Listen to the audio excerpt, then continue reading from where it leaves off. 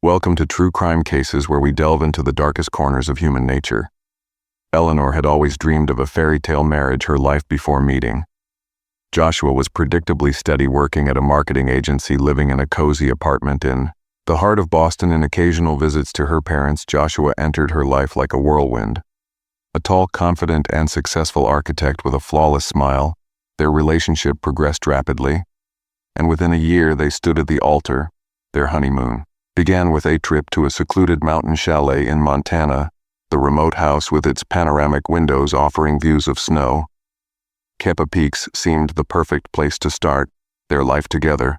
Joshua tended the fireplace with care, prepared breakfast, and delighted Eleanor with small, thoughtful gestures, a flower on her pillow, a note with warm words, sudden hugs. Eleanor was blissfully happy, forgetting everything that lay beyond those mountains. On the third day of their serene retreat, Joshua, unexpectedly, announced he needed to leave for a few hours on business. Eleanor was surprised but didn't think much of it. Work had always been important to him. As she saw him off at the door, a faint unease settled in her chest, but she dismissed it as her imagination.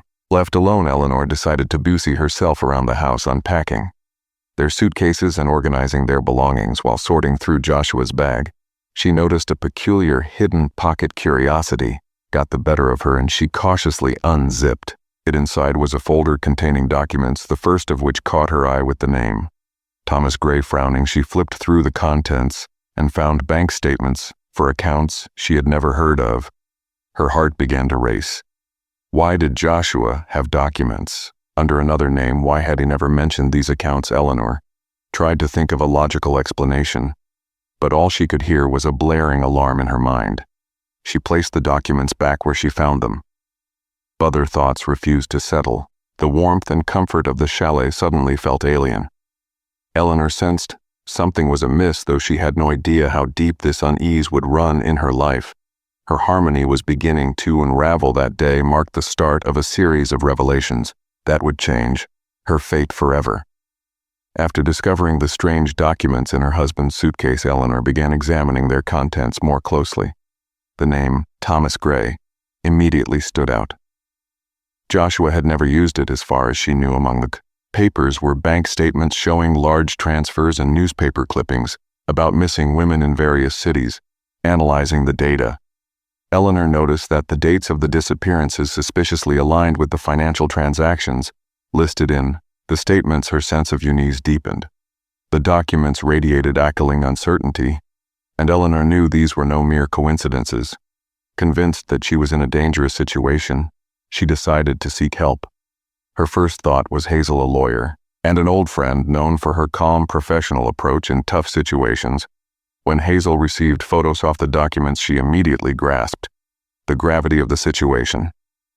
A preliminary investigation revealed that the name Thomas Gray appeared in old police records tied to missing persons cases.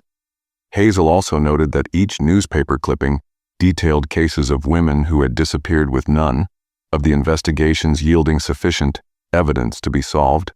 Recognizing the potential danger, Hazel advised Eleanor to remain calm and avoid any actions that might raise Joshua's suspicions.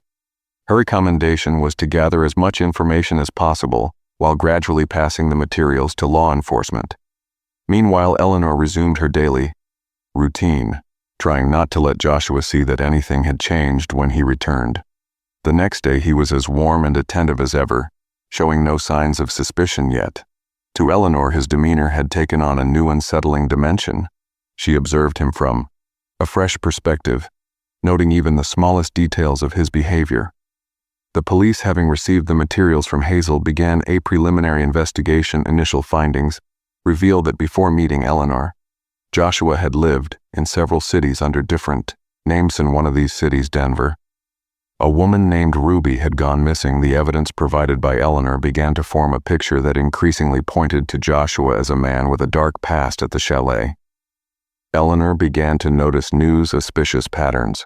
Joshua often left the house without explanation and used his phone less frequently in her presence. Though these details seemed minor, they enforced her growing certainty that her husband was not who he claimed to be. Gradually, more clues began to surface linking Joshua to the disappearances. Eleanor realized the situation was becoming more perilous, and that her role in uncovering the truth extended far beyond that of a mere observer. The police began analyzing the documents and data Eleanor had provided early. Findings confirmed her suspicions. The name Thomas Gray found in the documents was one of several aliases Joshua had used in different cities. His trail led to Denver, where a woman named Ruby had gone missing several years ago. Her disappearance remained unsolved and the circumstances raised many questions. The evidence Eleanor handed over prompted the police to expand their investigation. The bank statements revealed regular transfers that coincided with the dates of the disappearances.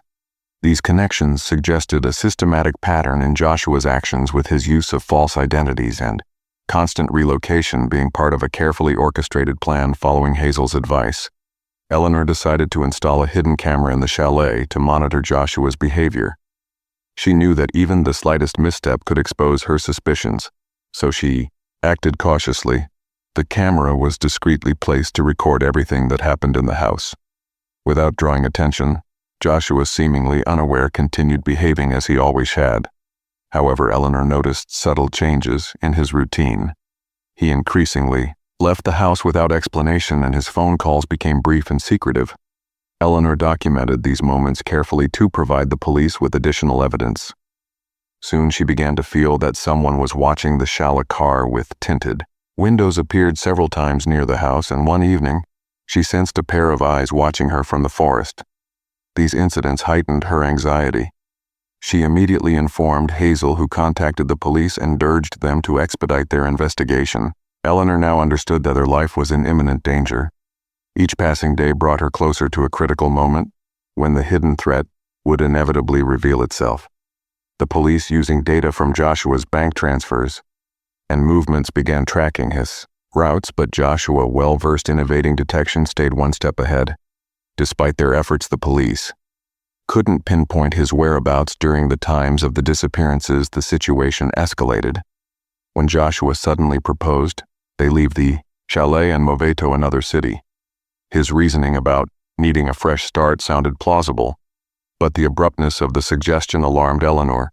She realized this wasn't about a simple change of scenery, but likely an attempt to conceal something far more sinister. Her unease peaked when she discovered that a flash drive containing copies of the documents had gone missing. Eleanor knew that every move she made from now on could be critical. She continued passing new information to the police, but deep down she understood that time was running out. To prevent disaster, the police delved deeper into the case, focusing on the documents Anna had PR. One piece of information stood out: a farm in a remote area of Montana registered under Joshua's name. This property wasn't listed in his official records and had never been mentioned in conversations with Eleanor. An investigative team quickly organized a search. Their results were shocking. Personal items believed to belong to Ruby were found, along with a map marked with locations of interest to the investigation. These discoveries became pivotal pieces of evidence. The findings conclusively linked Joshua to the disappearances. Law enforcement immediately contacted Eleanor, warning her of the danger she was in. Meanwhile, Hazel continued to support her friend, advising strict precautions. Despite the warnings, an unexpected turn of events occurred at Eleanor's home. She realized the flash drive with copies of the evidence was missing. The realization that Joshua might have discovered her suspicions plunged the atmosphere in the chalet into a living nightmare. That night, Joshua entered the bedroom where Eleanor was holding her phone.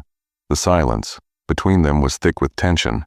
Her heart pounded so loudly that she thought might hear it. Joshua said nothing, simply standing for a moment before leaving the room, heightening her fear. Eleanor knew her time was running out to secure her safety the next day. As she packed her belongings, Eleanor overheard Joshua speaking on the phone. His voice was cold and curt. She caught only fragments of the conversation. "Get everything ready, and we'll be there soon." He left without explaining where he was going. Certain that the situation was spiraling out of control, Eleanor contacted the police and reported everything that had transpired in the last few hours. When Joshua returned home, he found Eleanor preparing to leave. A brief but tense exchange followed, during which he insisted that moving to a new city was the only way to start fresh. His tone was insistent, almost aggressive. further intensifying her fears. Eleanor realized her plan to escape could fail unless she found a way to leave, unnoticed that night after Joshua fell asleep. Eleanor attempted to slip out of the house, but as she reached the first floor, she found the front door locked from the inside. Suddenly, a faint noise came from behind her. Joshua stood in the dim light, his figure menacingly silhouetted against the moonlit windows. The tension was unbearable, he asked. Her only one chilling question, "You think I don't know?" Eleanor knew things had gone too far. She bolted for the nearest door, ran into the dark forest, and made it to a neighbor's house, where she immediately called the police when officers arrived at the chalet. Joshua had vanished. The house bore signs of a struggle with scattered belongings, in an unsettling sense that someone was still watching from the shadows. After Joshua's disappearance, the police intensified their search, focusing on the evidence found at the farm. Investigators confirmed that the personal items belonged to Rubion of the missing women, and the markings on the map matched the locations of other disappearances. These discoveries became critical in linking Joshua to multiple unsolved cases. However, his ability to vanish and expertly cover his tracks made the investigation more challenging. Specialists, including criminal analysts and behavioral experts, were brought in to assist. Eleanor was placed under witness protection, ensuring her safety became the top priority. And as Joshua might try to silence the only person with direct evidence against him, Hazel, remaining Eleanor's primary connection to law enforcement, continued to provide legal support, helping organize the evidence and bringing in additional resources. Meanwhile, the police discovered another of Joshua's hideouts, an old hangar in a neighboring state. Inside, they found photographs and video recordings proving that he had been stalking his victims for months. Among his belongings were lists of names, dates, and address, as some of these notes indicated potential new targets, heightening the urgency to catch him. The videos revealed Joshua ingratiating himself with his victims, adopting different identities to appear as a trustworthy, successful man. Investigators worked to reconstruct Joshua's movements over the past few years. He had frequently changed cities, does, and social circles in each new location. His victims were successful, independent women who, after meeting him, began confiding in him and trusting him with their secrets. The police concluded that his charm and adaptability allowed him to manipulate people effortlessly while in hiding. Joshua altered his appearance and created fake social media accounts to maintain contact with potential victims. He carefully selected targets fitting his usual profile: accomplished but emotionally vulnerable women. Detectives discovered that he might be planning his next move and urgently began monitoring his online activity. Despite the protection, Eleanor didn't feel safe. She knew Joshua was resourceful and could track her down. Despite all her precautions, police warned her that her role in the investigation was too important to step back. She continued, providing information, recalling even Thesmalist details from her life with Joshua that might help the investigation. Soon new leads emerged. One of the women on Joshua's list contacted the police, reporting strange attempts to establish contact with her. This development became a crucial turning point, allowing the police to identify Joshua's possible whereabouts. The investigation was closing in, but Joshua, ever elusive, still managed to stay one step ahead. The police continued narrowing their search for Joshua, analyzing his recent contacts and movements using data from his hideouts. Investigators determined that he was heading to California. Analysts speculated that he had already chosen his next target and was nearing the final stages of preparation for another crime. Every minute counted. The investigation worked around the clock, coordinating efforts between local departments and federal agencies. One potential target stood out: Monica Blakely, a real estate agent who fit Joshua's usual profile. The police began discreet surveillance of her home and office, careful not to reveal their presence or alert Joshua. Monica was unaware of the danger she was in and continued her daily routine, oblivious to the fact that her photo was likely already in one of Joshua's folders under witness protection. Eleanor remained actively involved in the investigation. She helped the police by recalling details about Joshua's habits and behavior, providing insights into his possible next moves. Her involvement became crucial. She was the only one who had lived alongside him and could anticipate his strategies.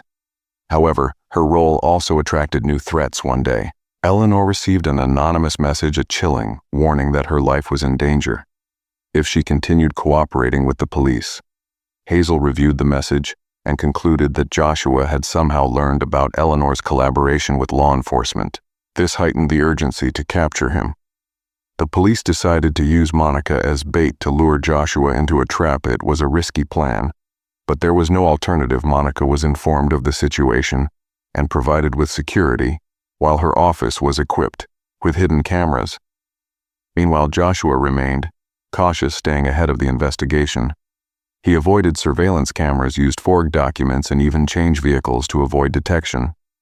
His behavior grew increasingly unpredictable, complicating the detectives' work. However, they managed to trace activity from one of his fake social media accounts, which he used to contact Monica. Based on this information, a coordinated operation was launched to apprehend him. But Joshua, as if sensing the plan, abruptly changed his route, turned off his phone, and disappeared from sight. Just hours before the plane meeting with Monica, this unexpected twist caused panic among the investigators, as it suggested he might be preparing a new move. Eleanor, upon hearing of the failed operation, felt her anxiety intensify. She knew Joshua was becoming more dangerous, and his next step could be the most decisive yet. Despite the threat, she continued sharing her knowledge with the police, hoping her assistance would lead to his capture. Meanwhile, the police bolstered security around Monica, fearing that Joshua might still attempt to approach her. Investigators realized they were locked in a deadly game, where every delay brought them closer to Joshua's next calculated move, the operation to apprehend. Joshua entered its critical phase after his unexpected disappearance. Investigators focused all their efforts on pursuing new leads. Analysis of data from his fake accounts revealed that he'd checked into a small hotel in San Francisco under the name Mark Randolph. This was the first concrete location the police could use for a coordinated operation.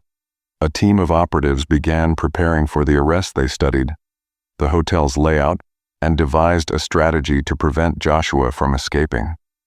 The hotel was discreetly surrounded, and the floors near his room were evacuated. Plain close officers took positions in the lobby and hallways, ready for synchronized action. This time there was no room for error. Eleanor was informed of the operation and remained under round-the-clock protection. Her mental state was fragile. Fear and tension made it difficult to focus, but she understood the importance of the moment. The police assured her that Joshua would soon be captured, but her confidence was clouded by memories of his uncanny ability to evade capture. The operation commenced early in the morning. Officers arrived at the hotel with a warrant for search and immediate arrest. A tactical team quietly approached the floor where Joshua was believed to be staying. However, when they entered his room, they found it empty. On the desk sat an open laptop and a fresh ticket for a night flight to Mexico. A thorough search revealed that Joshua had left only minutes before the police arrived. The laptop contained a chat log with instructions for obtaining forged documents and a plan to flee to a country without an extradition agreement. Investigators realized they had missed him by a hair's breadth. Once again, Joshua had managed to stay one step ahead. This setback was a heavy blow to the investigation. However, the data left behind in the room provided new information about his plans and impossible accomplices. The police intensified their collaboration with international agencies, working to block any routes Joshua might use to escape. Security around Eleanor was tightened further as it became clear that Joshua might retaliate against her for aiding the investigation. Shortly after the operation, the media reported another missing woman in San Francisco. The police were investigating whether this case could be linked to Joshua. When Eleanor learned of this, she felt the situation slipping further out of control. Every step seemed to bring her closer to an inevitable confrontation with the man she had once called her husband. The investigators understood that time was running out. Joshua could use any opportunity to vanish again or strike. The pursuit of the elusive criminal had turned into a race against time, where the stakes couldn't have been higher. A month had passed since Joshua was last detected by the police. Despite relentless efforts, his whereabouts remained unknown. Law enforcement stayed on high alert, determined to prevent any further incidents. But Joshua continued to evade capture. Eleanor lived in constant fear under witness protection, knowing her life would never return to normal alone. Morning Eleanor's security detail, who'd rotated shifts overnight, found her apartment door slightly ajar. Inside, the scene was chaotic. Furniture overturned, belongings scattered across the floor. Eleanor was found in the bedroom lifeless. The disarray in the room indicated a struggle, but Jay had vanished once again, leaving behind unsettling questions. In an air of unresolved menace, Eleanor's death sent shockwaves through everyone involved in the case. She had been the key witness. Thanks for watching True Crime Cases.